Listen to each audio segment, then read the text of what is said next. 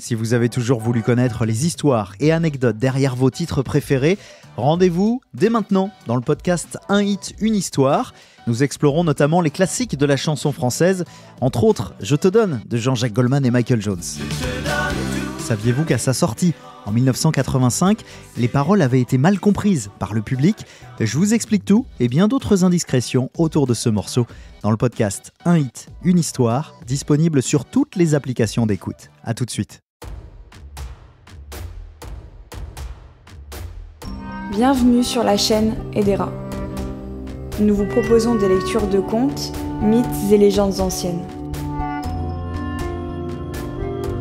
Je vais vous conter aujourd'hui le mythe d'Orphée et d'Eurydice. Le passage choisi est extrait de l'ouvrage Les Métamorphoses d'Ovide. Alors éteignez les lumières, installez-vous confortablement et laissez-nous vous emporter dans cet univers.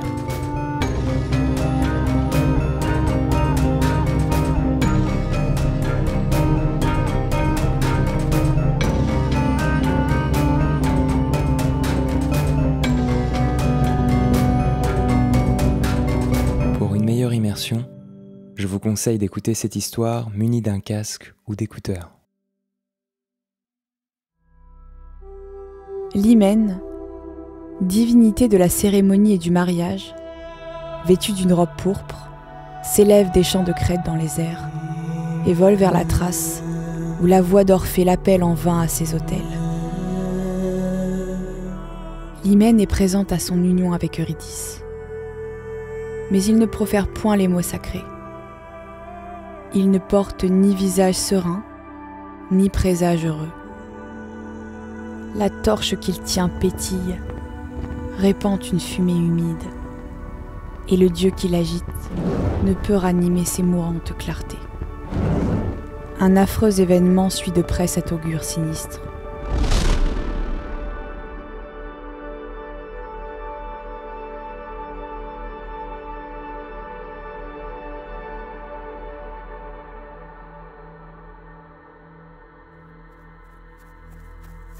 Tandis que la nouvelle épouse court sur l'herbe fleurie, un serpent la blesse au talon.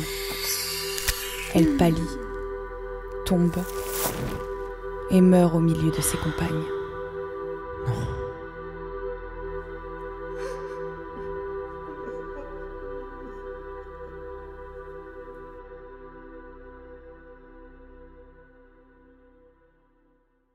Après avoir longtemps imploré par ses pleurs les divinités de l'Olympe,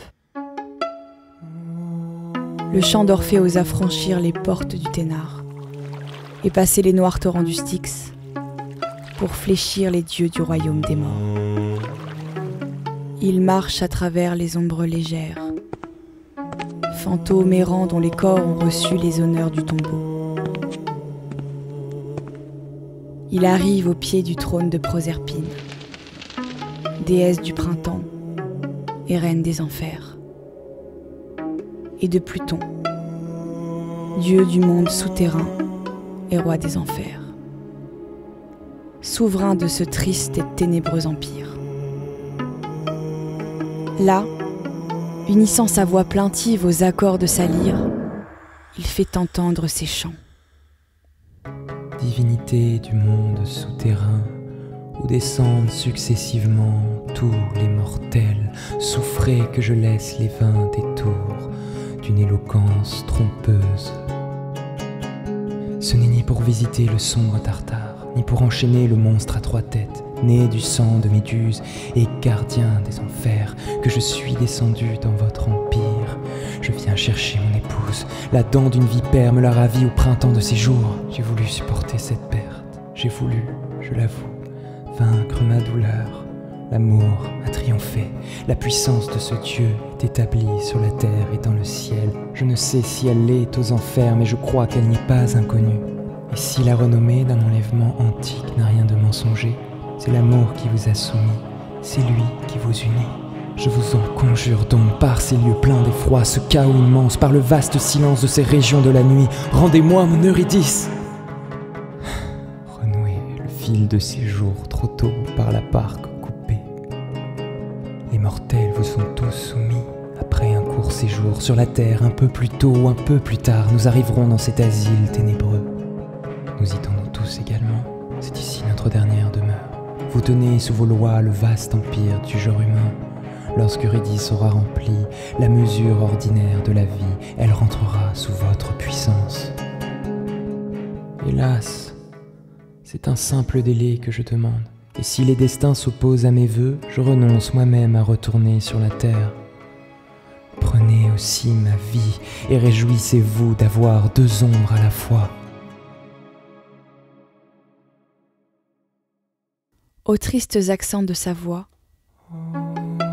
accompagnés des sons plaintifs de sa lyre, les ombres et les mânes pleurent attendris. Tantale, celui qui doit supporter la faim et la soif pour l'éternité, cesse de poursuivre l'onde qui le fuit. Ixion s'arrête sur sa roue enflammée.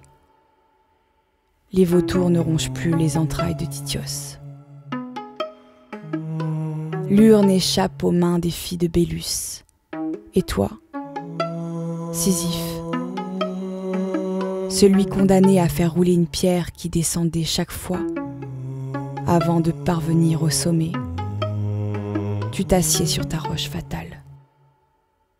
On dit même que, vaincus par le charme des vers, les inflexibles Ménides, divinités vengeresses et persécutrices, qui d'ordinaire tourmentent ceux qui font du mal, s'étonnèrent de pleurer pour la première fois.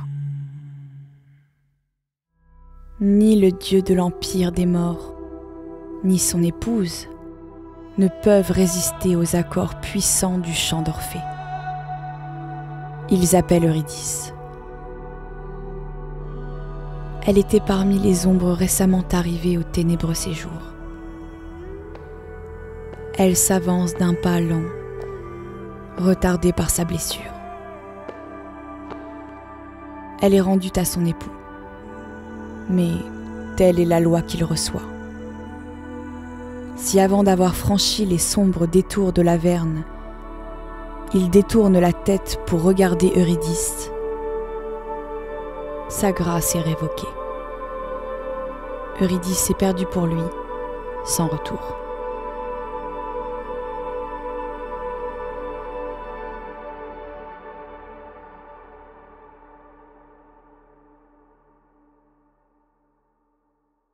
À travers le vaste silence du royaume des ombres, il remonte par un sentier escarpé, tortueux, couvert de longues ténèbres.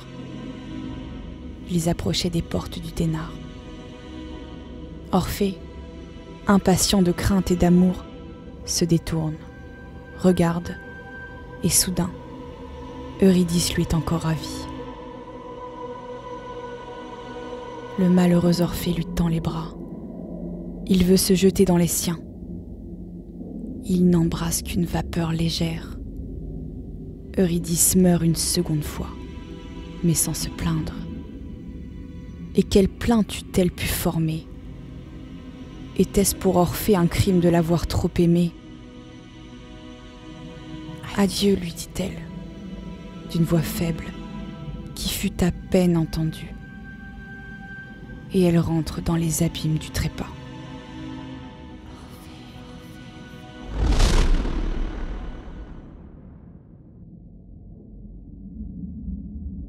Privé d'une épouse qui lui est 2 fois ravie, Orphée est immobile, étonné, tel que ce berger timide qui voyait le triple Cerbère, ce chien légendaire, polycéphale, gardien des enfers, chargé de chaînes, traîné par le grand Alcide jusqu'aux portes du jour, ne cessa d'être frappé de stupeur que lorsqu'il fut transformé en rocher. Tel encore Olénus, ce tendre époux qui voulut se charger de ton crime. Infortuné Létéa, trop vaine de ta beauté. Jadis unis par l'hymen, ils ne font qu'un même rocher, soutenu par l'Ida sur son humide rocher. En vain Orphée veut repasser le Styx et fléchir l'inflexible charron. Toujours refusé, il reste assis sur la rive infernale, ne se nourrissant que de ses larmes, du trouble de son âme et de sa douleur. Enfin, las d'accuser la cruauté des dieux de l'Érèbe, il se retire sur le mont Rhodope et sur les musses battues des Aquilons.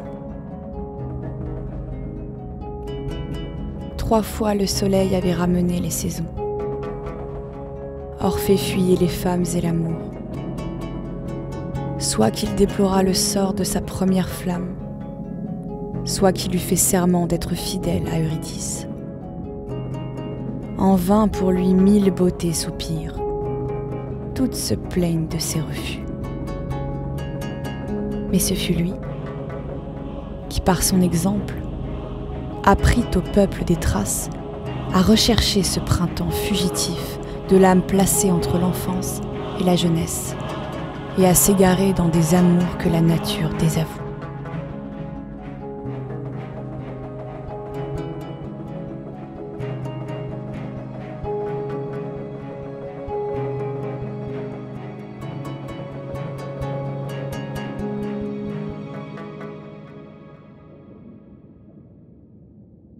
Merci pour votre écoute. N'hésitez pas à vous abonner et à nous laisser votre avis. C'est le meilleur soutien que vous puissiez nous faire.